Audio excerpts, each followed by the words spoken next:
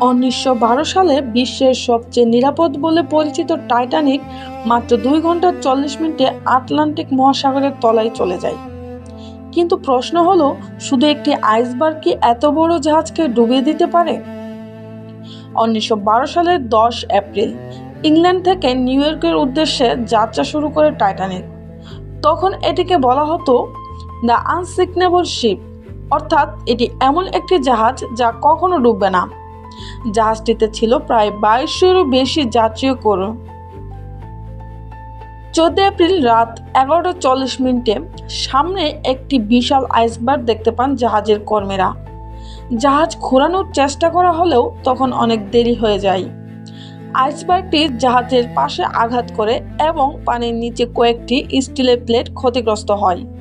ফলে একসঙ্গে 5টিরও বেশি কম্পার্টমেন্টে পানি ঢুকতে শুরু করে। টাইটানিক মাত্র 4টি কম্পার্টমেন্টে প্লাবিত হলেও ভেসে থাকতে পারত, কিন্তু 5টির বেশি ক্ষতিগ্রস্ত হওয়ায় জাহাজটি ধীরে ধীরে ডুবে যেতে থাকে। শুধু আইসবার্গই নয়, আরও কিছু বড় ভুল ছিল।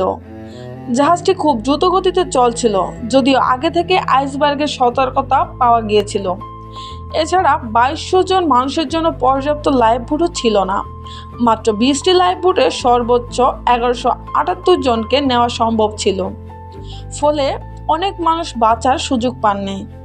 প্রায় 2 ঘন্টা 40 মিনিট পর টাইটানিক পুরোপুরি সমুদ্রের নিচে তলিয়ে যায়। এই দুর্ঘটনায় প্রায় 1500 জন প্রাণ হারান। আজও টাইটানিকের ধ্বংসাবশেষ আটলান্টিক মহাসাগরের প্রায় 3800 মিটার গভীরে রয়েছে। আপনার মতে টাইটানিক কি শুধু আইসবার্গের কারণে ডুবেছিল, নাকি মানুষের ভুলই ছিল সবচেয়ে বড় কারণ?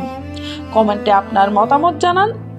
আর এমন আরও রহস্য, ইতিহাস ও অজানা তথ্য জানতে হিডেন লেয়ার বাংলাকে সাবস্ক্রাইব করুন।